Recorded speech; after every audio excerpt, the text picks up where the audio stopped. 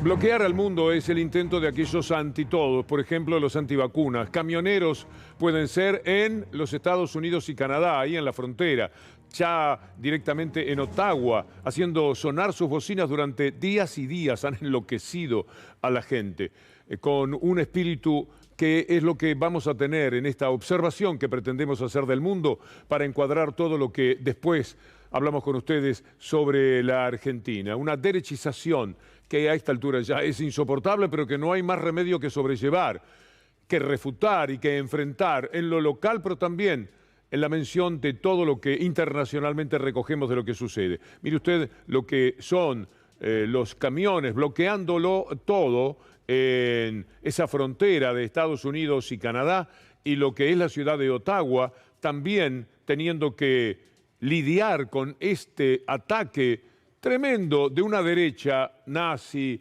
y si no es nazi, muy de derecha, y la diferencia con lo nazi es muy poca, como vamos a ver a lo largo de la columna. Mire este tuit de Justin Trudeau, el presidente de Canadá, sobre lo que está sucediendo en estos momentos en el país.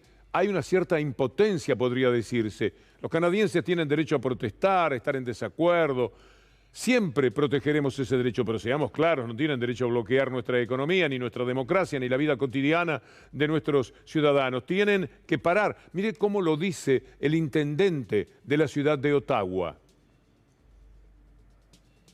And we're in the midst of a serious emergency, the most serious emergency our city has ever faced. Seniors who can't get out to get their groceries, people with young children who can't get to sleep. We have a serious emergency where we have to put all options on the table, and that may include some violence. We want to minimize that.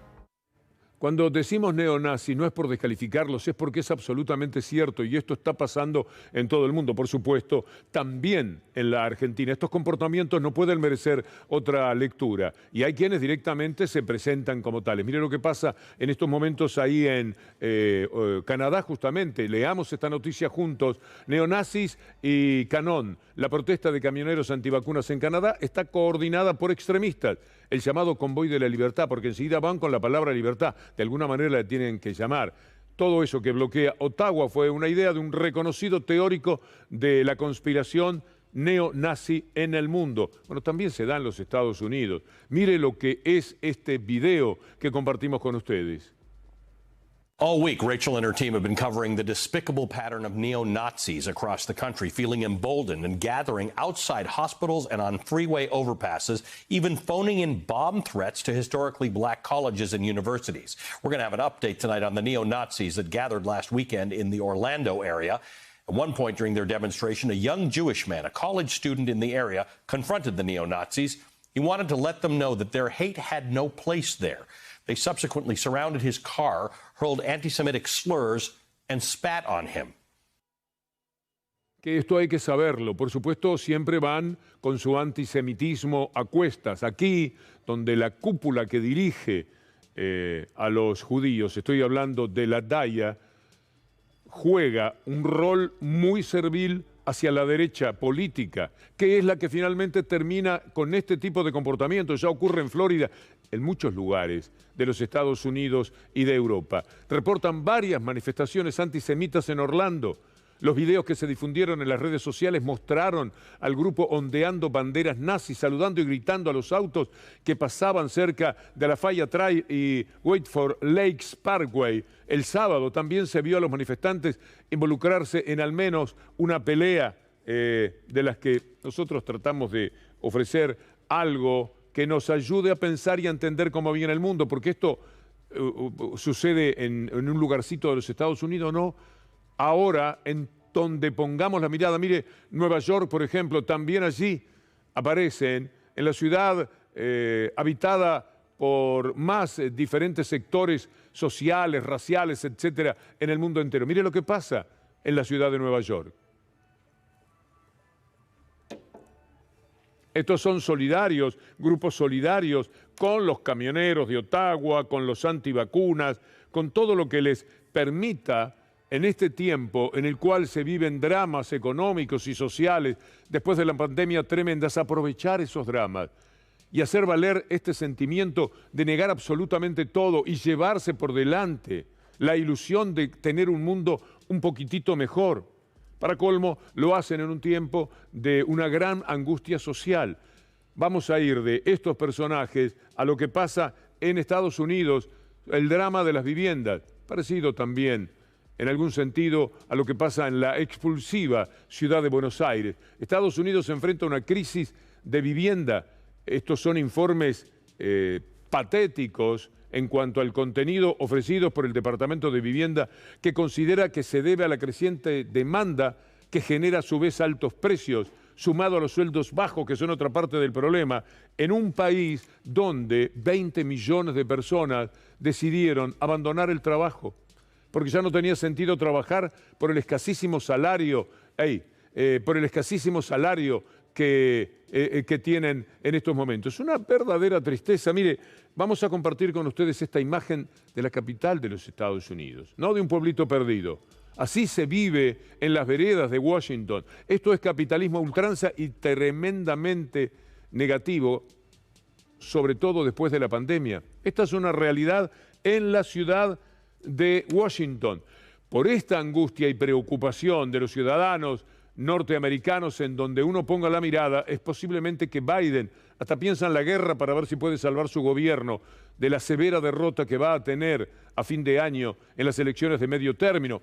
Y esto lo digo no desde un conocimiento de encuestador, sino tomando la síntesis de las informaciones creíbles que proceden desde los Estados Unidos. Mire lo que dice Biden. If Russia invades, that means tanks or troops crossing the border of Ukraine again. Then there will be no longer a Nord Stream 2. We will bring an end to it. We will.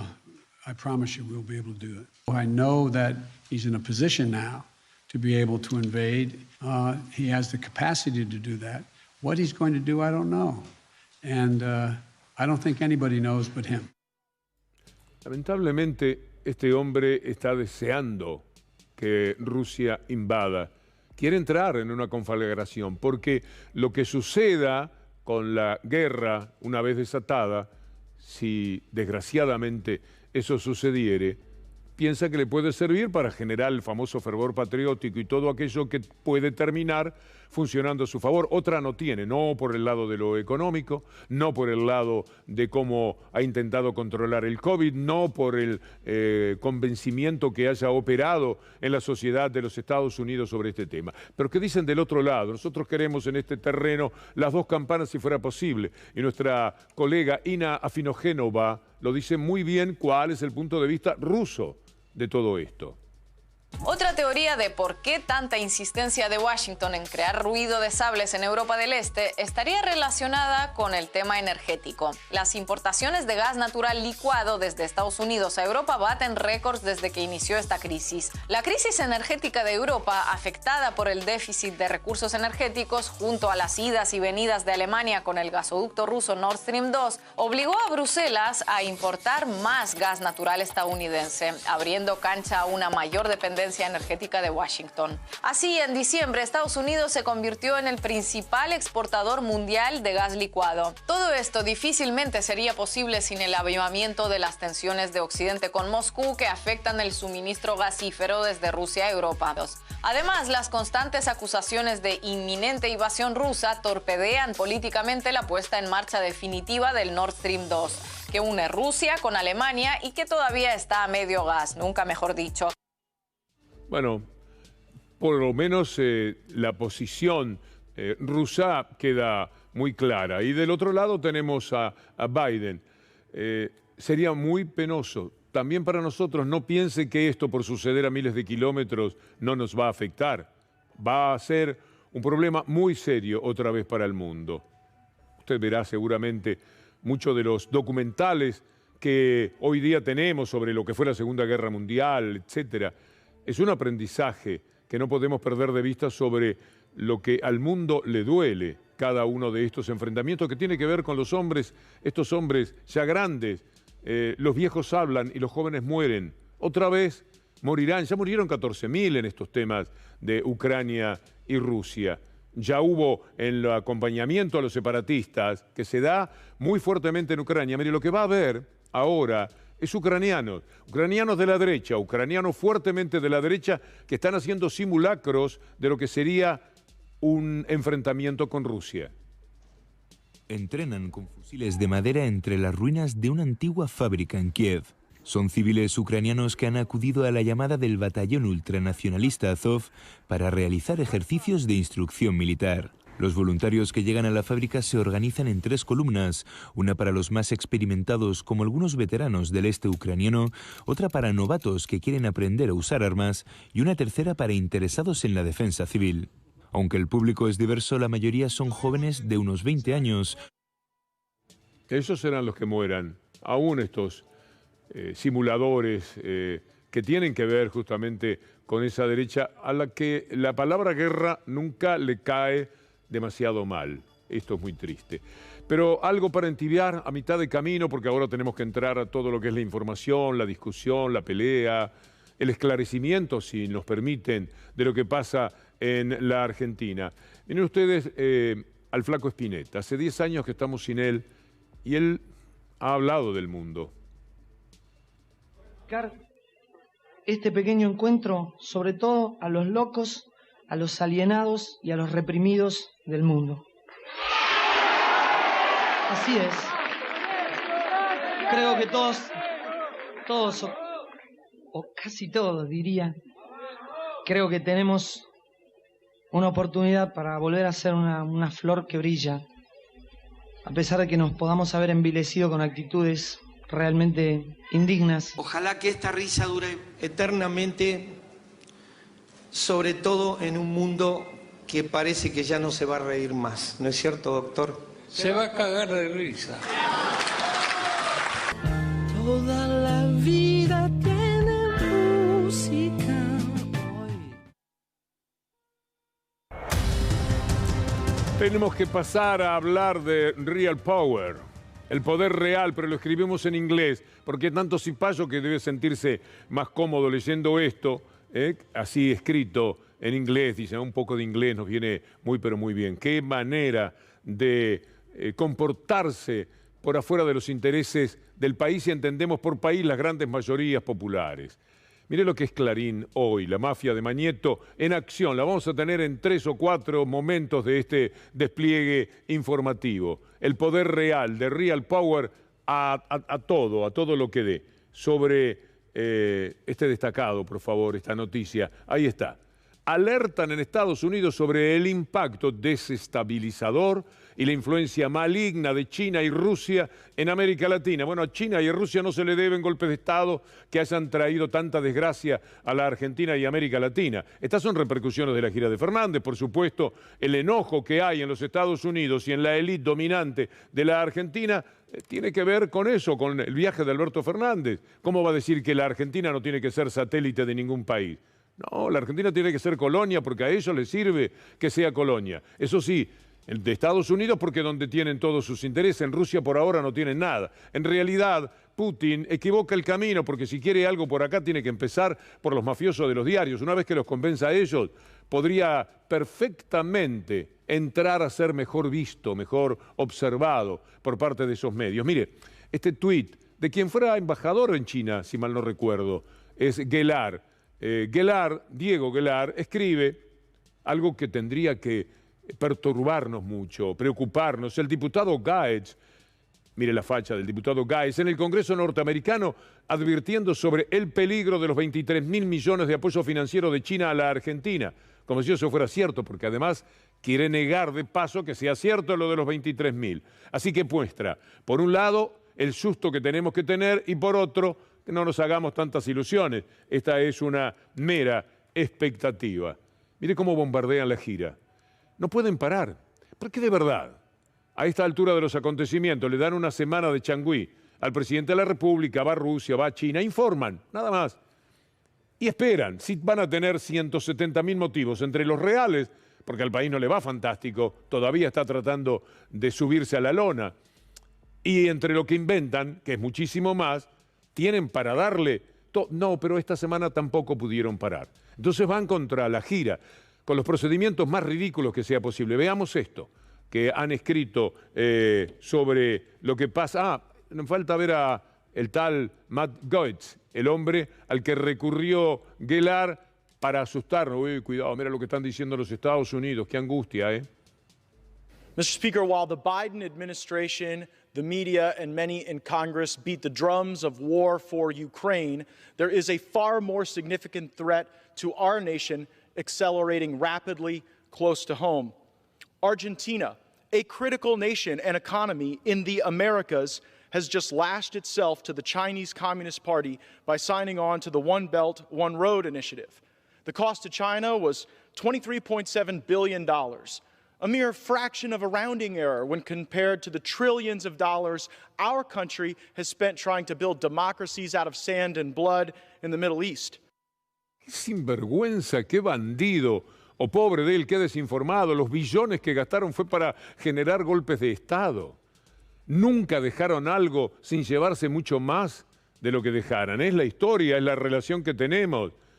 Pero además inmediatamente aplican comunista. Bueno, le dijeron a Biden durante muchos meses comunista, y aunque parezca mentira, la palabra pegó y creyeron que Biden o que Bernie Sanders o que Elizabeth Warren son directamente comunistas porque están en contra del super neoliberalismo que ellos tratan de llevar adelante. Mire, es tan penoso todo, pero volvemos a lo nuestro y veamos esto que dice Clarín para que la gira de Alberto Fernández sea atacada hora por hora. Desconcierto y preocupación en Estados Unidos. Caramba, mirá vos, que disculpen, por el viaje de Alberto Fernández a Rusia y sus declaraciones tras su reunión con Putin. No tiene medida el amigo Mañeto. En Washington consideran difícil de entender la gira. Estamos estudiándolo, pero no entendemos. ¿Qué anda haciendo la Argentina? Que busca apoyo de Estados Unidos ante el Fondo Monetario Internacional. Bandidos, bandoleros. Lo que hizo Estados Unidos con el Fondo Monetario Internacional fue decirles denle el préstamo para que ganara la derecha.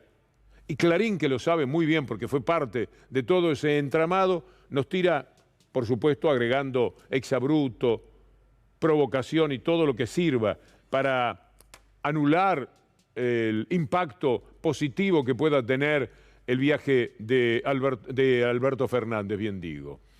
Mire lo que dice La Nación, no ahora. Esto está escrito en 2017, ahí está la fecha. Mire cómo elogiaban lo de la nueva ruta de la seda. ¿Por qué era Macri? ¿Por qué la nueva ruta de la seda genera grandes chances para la Argentina? El presidente Mauricio Macri participó de la cumbre internacional convocada para lanzar la nueva ruta de la seda, un canal comercial que une Oriente y Occidente como lo hacían las antiguas caravanas de mercaderes. Son tremendos. Esto lo hacían no hace 1000 años, lo hacían ahora, hace 4 años. Les parecía bárbaro porque lo hacía el gobierno de ellos, porque Macri nada más lo representaba. Ahora está muy mal que la Argentina, en este tiempo y a la salida de la pandemia, pueda participar también de la Ruta de la Seda, donde están más de 100 países, y que por supuesto no cambia la geopolítica del mundo para nada, pero ellos no quieren saber algo de China o Rusia en la medida en que pueda favorecer a este gobierno, que ese es el problema.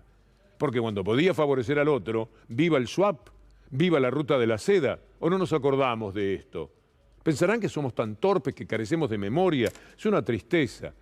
¿Se acuerda de Forí, el llorón, que le contaba a Macri, llorando el negocio que habían hecho? Bueno, vea lo que dice ahora sobre esta gira. A ver, ese posicionamiento ideológico que toma el gobierno y que lo viene haciendo claramente en la región, con estos especies de asociaciones privilegiadas con países como lo que mencionaste, Venezuela, Nicaragua, Cuba. Cuba tiene un papel en nuestra ideología de gobierno de este momento, un papel mucho más relevante que al que a veces realmente le reconocemos o le atribuimos. Forí? ¿En qué sentido dice China Forí? Y Rusia... Perdón, ¿en qué sentido lo de Cuba? Perdón, sí, porque Cuba ha sido un poco maestra en la enseñanza de varios de los dirigentes que están hoy en el gobierno. No se olviden que la señora Kirchner pasó largas etapas en Cuba cuidando a su hija y demás, pero no solo solamente ella, varios otros dirigentes en distintos lugares han tenido un acercamiento a la metodología que Cuba ahora proclama, una de las cuales dicen, asegúrense la caja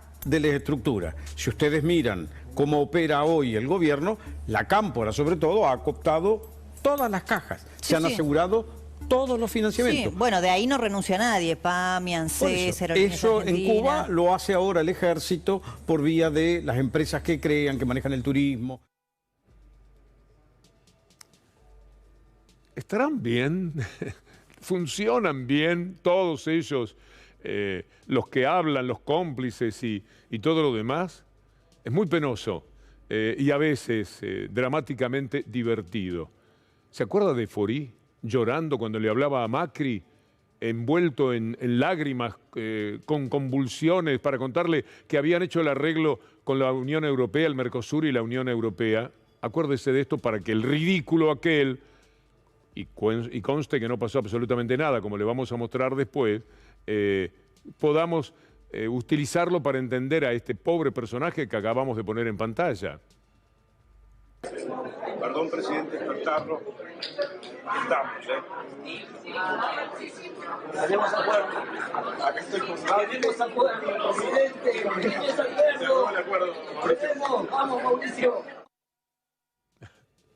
Bueno, esto era lo que a Faurici le parecía encantador y lo transmitían. Se hacían los vivos en realidad, porque aquello era un acting insoportable en su momento, mucho más cuando Macron aclaró lo que podemos poner en pantalla ahora, que era que no había ningún tipo de negocio, no había nada, rechazaron el acuerdo por ser incompatible con la agenda climática, cualquier cosa.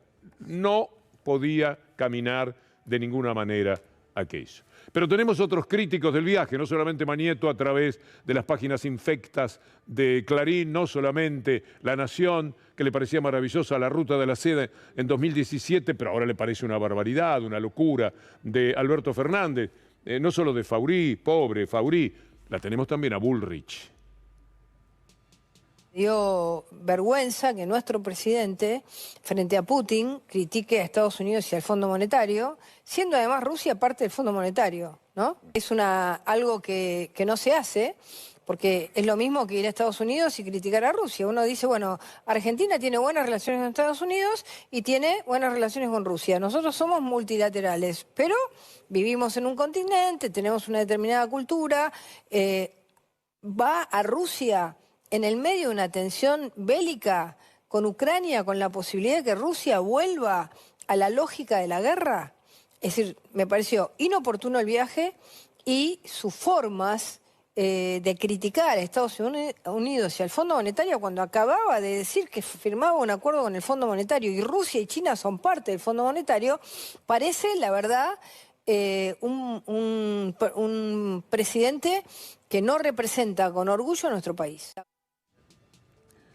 Y es la presidenta del PROE, no es cualquier cosa, tiene un lugar importante. Esta mujer que ha conseguido que sean buenas y potables, Lilita Carrió, María Eugenia Vidal, la verdad, comparado con tanto disparate, tanta maldad, como la que vamos a ver después además, cuando hablemos del fentanilo y de toda esa historia. Pero tiempo al tiempo. Ahora, un toquecito de periodismo de aquel. Nunca aprenderemos. Hay quienes transitamos por este mundo de esta amada profesión, pero sin aprender lecciones como esta de cómo hacer periodismo, que nos va a dar La Nación más sobre la realidad de la gira de Alberto Fernández. Los papelones de nuestro presidente en China, que no sabe ni hacer el saludo, porque no tiene un asesor que le diga la diferencia entre el saludo tailandés, el chino o el japonés, es parte, me dirán qué tiene que ver una cosa con la otra, es parte de la falta de rigurosidad, de profesionalismo. Bueno, y después vamos a seguir revisando lo que en Junta Brava hacen con toda la información. Mire cuál es el tratamiento de tapa de hoy respecto a las reservas del Banco Central, porque están tratando de presionar de todas las maneras para devaluar el dólar, etcétera. Las reservas del Central llegaron a un piso inédito, apenas 95 millones. Hicimos nuestras averiguaciones y de una manera creíble podemos decir lo que colocamos ya mismo en pantalla, con un par de placas que tratan de ser por lo menos ilustrativas. Las tenemos, ahí van. Las compras en el mercado de cambios son uno de los factores que inciden en el nivel de reservas. Este febrero, después de un arranque vendedor, el Banco Central equilibró la balanza. Esto es sabido, pero no les importa. Por la alta estacionalidad de las exportaciones argentinas, recién a partir de marzo, comienzan a ingresar las ventas de la cosecha gruesa. Hasta ese momento es normal que el Banco Central asista al mercado de cambios. Y mientras tanto, se dan aspectos de una recuperación económica muy interesante, muy valiosa, que nunca va a estar en la tapa. En la tapa va a estar que el presidente Alberto Fernández no sabe saludar en chino, va a estar que dice que el país no puede ser satélite de nadie, en fin, todo lo que hemos recorrido ahora, lamentando tener que hacerlo, pero lo que es la recuperación económica no va a aparecer en ningún lado. Le vamos a dar 3 ejemplos que se suman a los 10 que le dimos ayer en la columna. Rápidamente le pido a Federico Ferro, nuestro guía. Industria repuntó casi 16% en 2021. Mire usted, casi una quinta parte. Y registró mejor diciembre que cualquier año de los últimos 5. Y estamos todavía en pandemia. El empleo registrado privado volvió a niveles de prepandemia. Es decir, pasando la pandemia estamos igual que lo que había registrado el neoliberalismo y con tendencia a superarlo. Y la construcción se recuperó en 2021, rebotó 31%. No lo quiero marear con tantos números, pero quiero dejarle por lo menos el concepto de cómo están ahora las cosas. Algo huele mal en la justicia y hace bastante tiempo. Lorenzetti, integrante de la Corte Suprema, fue acusado por Clarín de ser un mafioso que toda la vida lucró con PAMI, toda la vida, desde el 2000 para acá.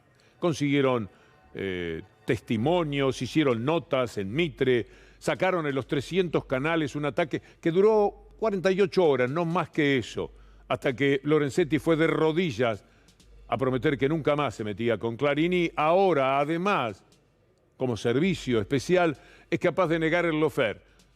Algo podemos entender también, porque dentro del lawfare está Lorenzetti.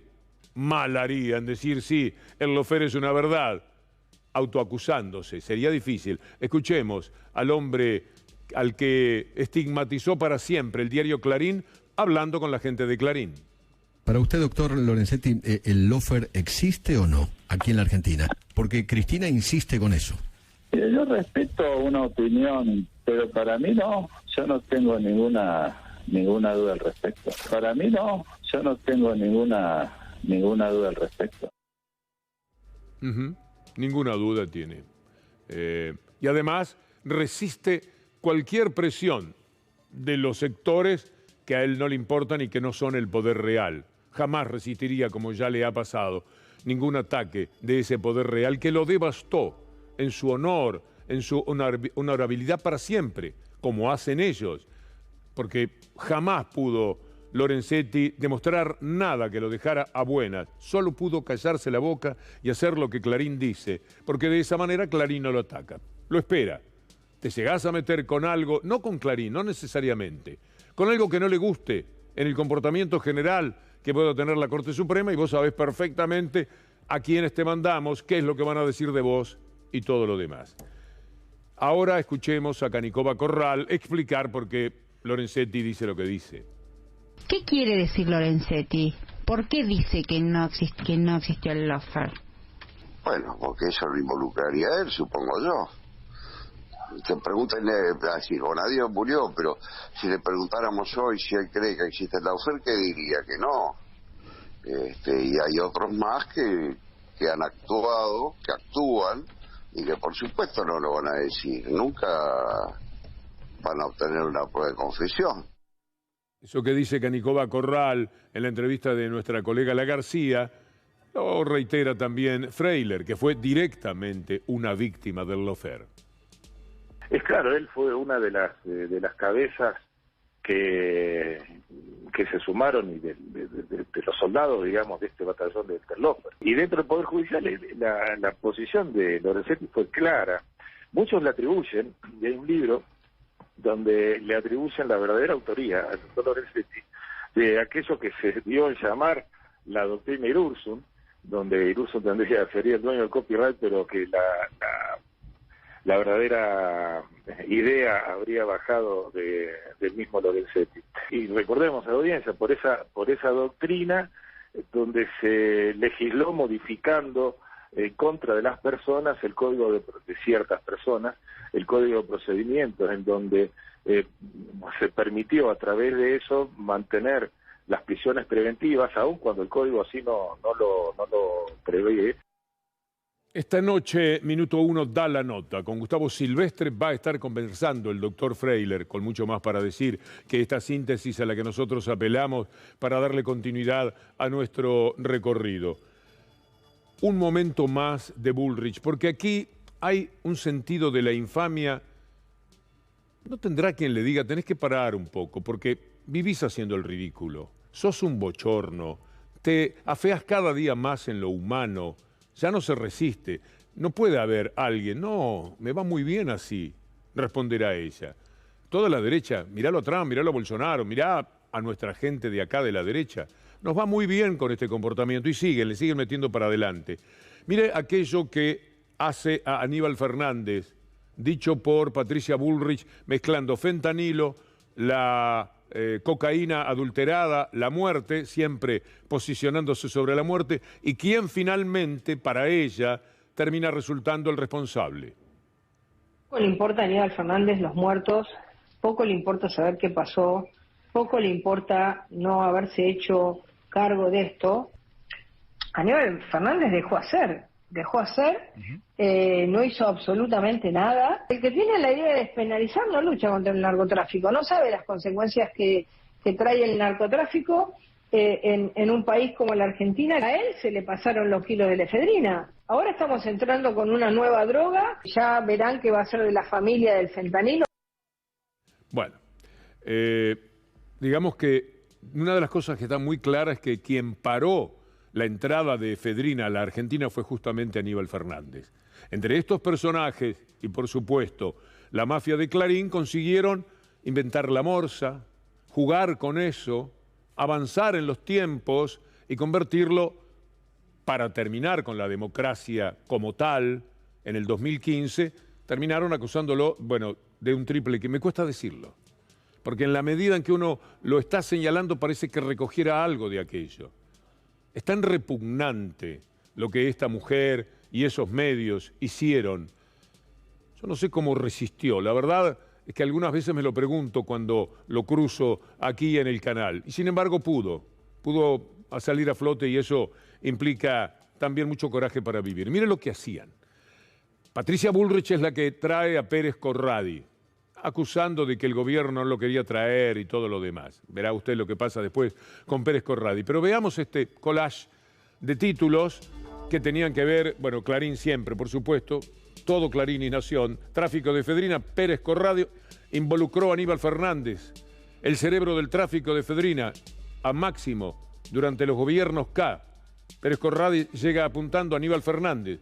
El acusado por el triple crimen de General Rodríguez, Pérez Corradi, habría dicho que la morsa sería Aníbal Fernández. Mire qué vergüenza la presentación de la nota, son una mafia. Si no entendemos que son una mafia, Pérez Corradi explicó su vínculo con Aníbal Fernández. Muy bien.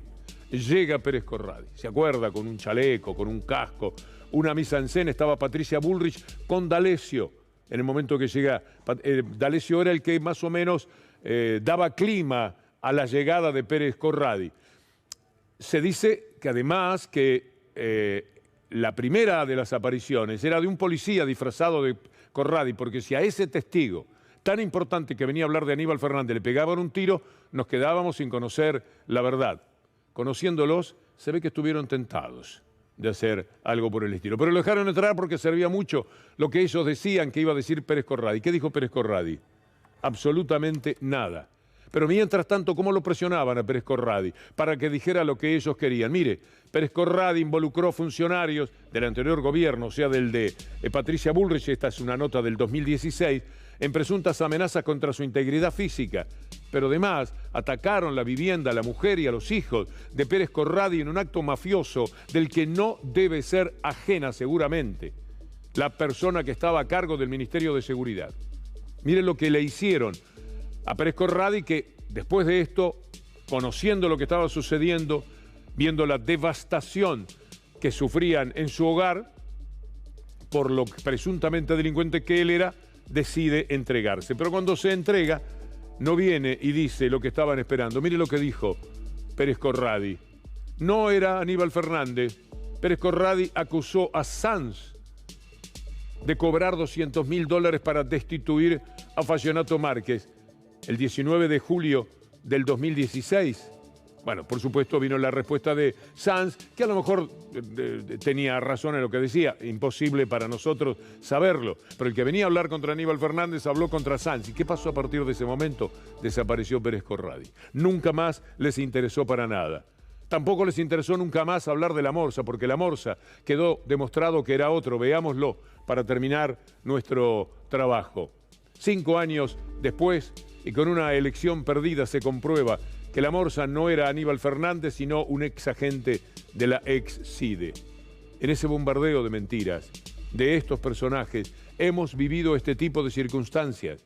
Va a haber mucha información, no sé cómo va a ser Gustavo Silvestre para llevar adelante Minuto Uno con todos los materiales que van ahí como un embudo a la atención de todos ustedes, porque en estos momentos debe estar por producirse la conferencia de prensa de Rashid.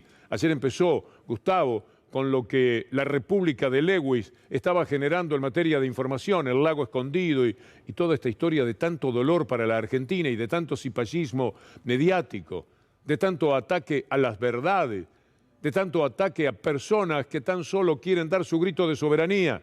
Decir al lago, yo tengo derecho, yo lo estudiaba cuando era chico, yo sabía dónde estaba el lago escondido, sé lo que es en la provincia de Río Negro, se lo pueden quedar, no le pueden robar a la Argentina y convertir a ese sitio de 13.000 hectáreas en una república privada, lindante con la geografía de la Argentina en la provincia